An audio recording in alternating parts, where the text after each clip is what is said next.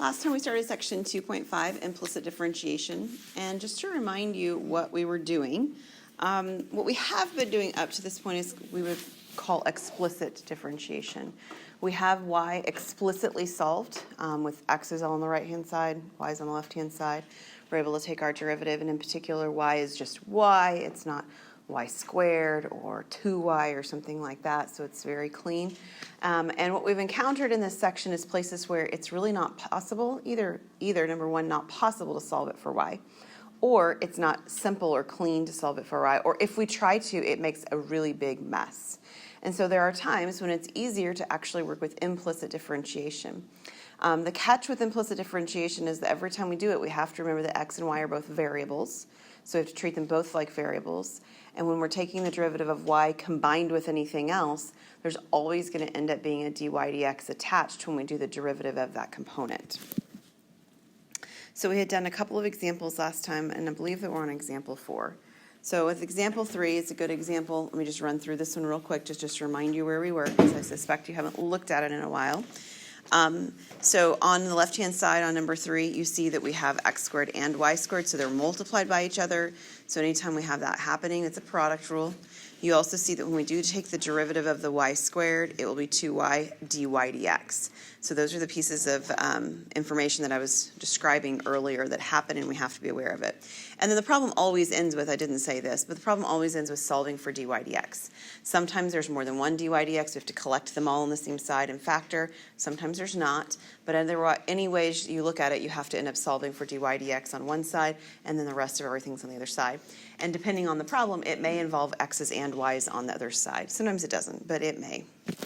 So this is the one that we are on now, number 4.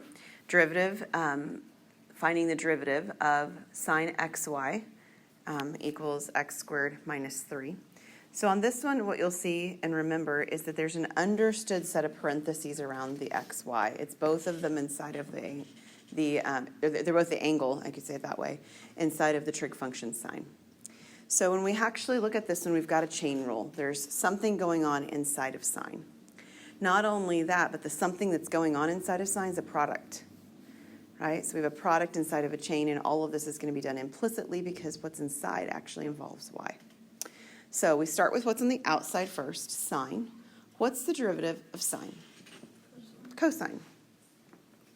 And every time we take the derivative of the outside of something, we rewrite the inside exactly the way it already is. Never makes any changes. After that, we want the derivative of the sine, of the xy part, just the part that's in red. And that I mentioned earlier, of course, is a product, just like it was over here, but it was kind of messier over here because it was x squared, y squared. Here it's just xy. So when we do the derivative of product, we write down one piece of it, x, and then we do derivative of the other piece. So what's the derivative of y? 1 dy dx, both of those together. And because it's just one, if we don't want to write it, we don't have to. So dy dx will be okay. And that's half of what we need because it's a product rule. Then I need the derivative of x. So what's the derivative of x? 1. And then I rewrite the other piece, y, as is. And if you don't want to write the 1, of course, that's fine too, just like on the last piece that I didn't write it. And then on the right-hand side, I have x squared. So the derivative of that would be the 2x. And then minus 0, if you want to write it, or if you don't, either way. Okay, so that's the derivative. We're not done, but that's the derivative. Is everybody good with that so far? Okay, there's a couple of things you could do. Hopefully you've noticed or thought about the fact that this piece and this piece are multiplied. Does that make sense to everybody? And they're set inside parentheses. So one thing you could do if our goal is to solve for dy dx, and there's only one dy dx, is you could simply divide by the cosine component to the other side. That would be okay, and it would certainly be possible, no problem. The other thing you could do is you could distribute the cosine part through to the other side. Either one is just fine. I think probably it's a little cleaner to actually divide and get rid of it and then to distribute it out. So are you guys good with me dividing to move it instead? Okay, so if I divide to move it, I end up with the x dy dx plus y on the left. And then on the right, I have 2x over cosine xy. And to be honest, that looks a lot cleaner than it did on the previous step, if for no other reason the fact that there's not a whole bunch of parentheses involved. So what else would I need to do in order to solve this now for dy dx? Good. I need to subtract a y. All right, so that's clean enough. Dy dx. Now remember, it's subtracting y from the fraction, so it's not just a subtraction of y on the top. The way that we have done it would have it as minus y here at the right-hand side of it, right? What else would I need to do? Divide by x. And because I have two components on the right-hand side, I'm going to write it as multiplying by 1 over x, just because I don't want to look like a fraction inside of a fraction. So I'm going to multiply by 1 over x. So on the left, I have the dy dx isolated now, which was the goal. And on the right, there's that distribution that I'm going to do. And lovely enough, when I did the distribution to the fraction piece, there's a 2x on top. So the x on top with the 1 over x that I'm trying to distribute through will simply eliminate the x. So this is 2 over cosine xy. And then minus y over x. If you decided to distribute the cosine xy through when I decided to divide it, okay, that's totally fine. Your answer will look a little different at the end because you won't end up with two different fractional pieces that are subtracted. You'll end up with one composite fraction, which would be the exact same thing if we got common denominators here. So if I were to get common denominators here and mush this into one fraction, you'd get the same thing that we would have gotten had we distributed the cosine xy early on instead. Both should be perfectly legit answers. I'm not sure that one's any really preferable to the other. It might depend on what you wanted to do with it next, or you're trying to solve something or whatever with it. But for what we're doing right now, they're both perfectly fine in terms of being simplified completely. Okay, is everybody good with that? All right, let's take a look at what happens next. Number 5 asks for the same directions. You see that notation dy dx that we have brought about before. Implicit differentiation and so forth. But it also wants you to evaluate at the given point. Now I mentioned back in section 2.1, I think it was, that your book likes to give you the x and y component and then tell you to evaluate something. And what we were doing earlier, sections 2.1 through 2.4, you just plugged x in. And I said, there will come a time when it will be very nice that your book gave you the y value. That's now. Because some of what we're doing, like on the last problem, right, if I were to evaluate this at an ordered pair x, y, man, it'd be really nice to have the x and the y to plug in, wouldn't it?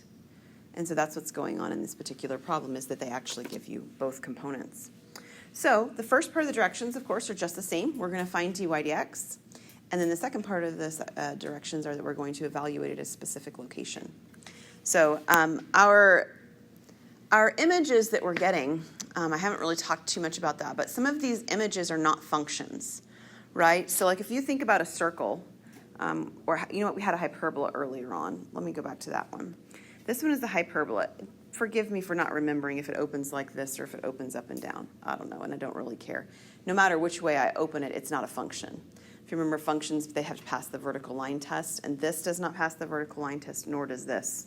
Neither do circles or ellipses. All of them fail vertical line tests. And these are sort of nicely defined functions, and we're not even dealing with anything on some of these that are super nicely defined.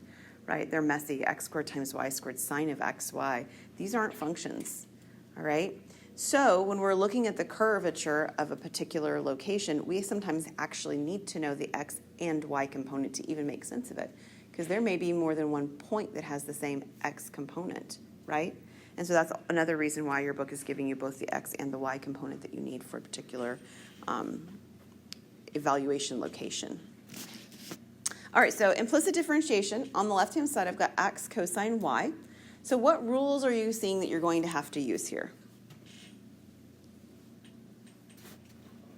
Product, because x is multiplied by the cosine of y. What else are you going to have to use? Chain, because the y is inside of cosine, right? And y is going to have to be, you have to multiply it by the derivative of y to the dy dx. Very good. So my product rule is the overarching rule. I'll draw the line in between to remind ourselves. So when I do the product rule, I write the first piece down, and then I want the derivative of the second piece. So what is the derivative of cosine of y?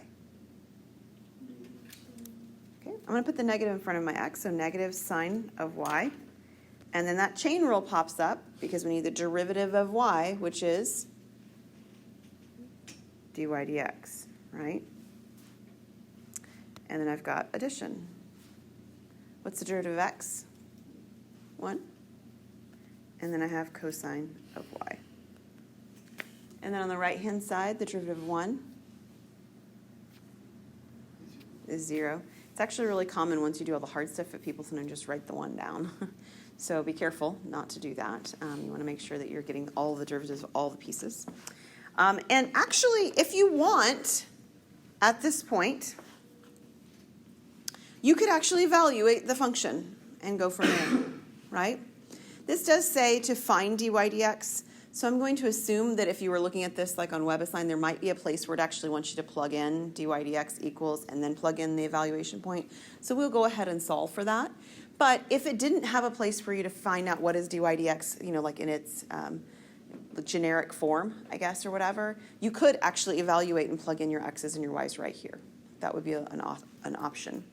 So let's go ahead and solve this for dy dx. What do you think I might need to do first? There is sort of a natural order on this one. What's that? Subtract the cosine. That sounds like a good plan. So I've got negative x sine y dy dx equals negative cosine of y. Now what?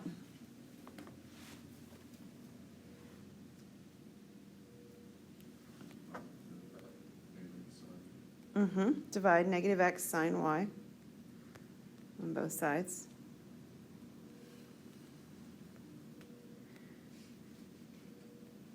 So dy dx equals, certainly the negatives cancel out, yeah? So if you want to leave this as cosine of y, over x sine y, you could. Any other thoughts on how you could rewrite this if you wanted to be ambitious with a little bit of trig? Yeah, cosine over sine is cotangent, so it would be equally reasonable to write this as cotangent of y over x. Okay, I don't care that you do that. I'm not suggesting you need to. I just want you to be aware that there are a couple of different options that are quite reasonable to put this in at the end. But we want to evaluate this at the value x is equal to 2 and y is equal to pi thirds. Probably you are more familiar with unit circle values for sines and cosines than for cotangent. So I'm going to use that version of it for the evaluation anyway. So this is cosine of pi over 3 divided by the 2 times the sine of pi over 3. If you remember at pi over 3, you get 1/2 and you get square root of 3 over 2. You just remember which one's which. Do you remember which one's which? Do you remember, Nick? Okay. You're right. The cosine is 1/2. And then your sine is square root of 3 over 2. Okay. Good stuff, good stuff. This piece, of course, reduces. So I actually end up with 1/2 divided by square root of 3. So 1/2 times 1 over square root of 3 instead of divided by square root of 3. And if I rationalize, because we're not going to leave a radical numerical value in the denominator, I would end up with the square root of 3 over 6.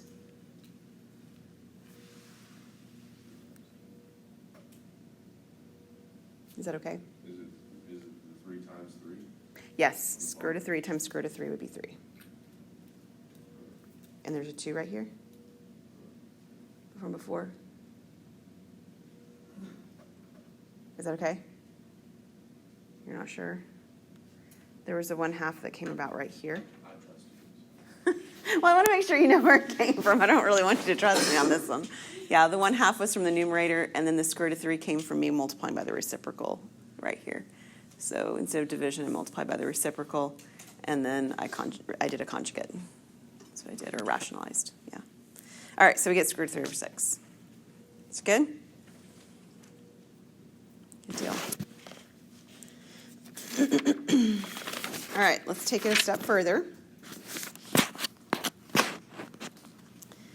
This one says to find an equation of the tangent line. So tangent lines we've been working with all throughout Chapter 2. Tangent lines are lines, of course, and so they have the form y equal mx plus b, or y minus y1 equals m times x minus x1, whichever version you like better. And the m value is found by finding the derivative. Okay, so that's what we've been doing in this entire chapter, is finding the derivative. What's very nice about this problem, of course, is that they give you the xy ordered pair. So you have x1 and y1, or you can think about it as having the ability to locate and find b if you evaluate either way. So this one actually is an equation of what? This one is a circle, you bet. So we're going to be able to draw this one after a little bit because it actually asks us to graph it.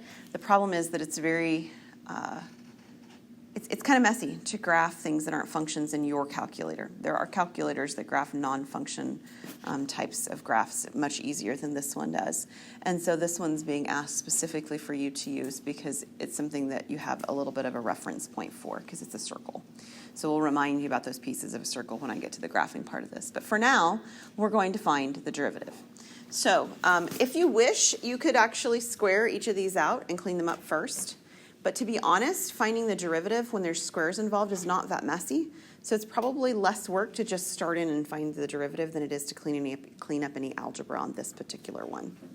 So if I'm doing the derivative of the x plus 2 squared, that's a chain rule, right? So I'd bring my 2 down. I'd rewrite my x plus 2 to the power 1. And then the derivative of x is 1. So it's actually very clean. The other one's not as clean, but it's not too bad. What's the derivative on this one? Bring my 2 down. And then dy dx, right, because I'm taking the derivative of y.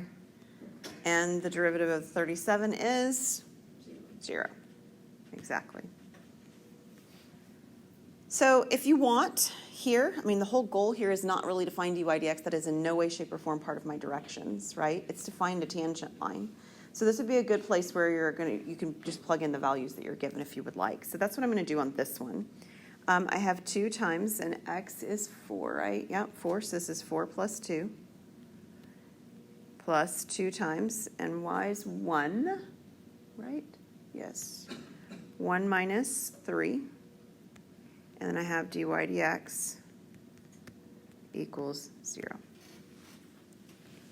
4 plus 2 is 6 times 2 is 12.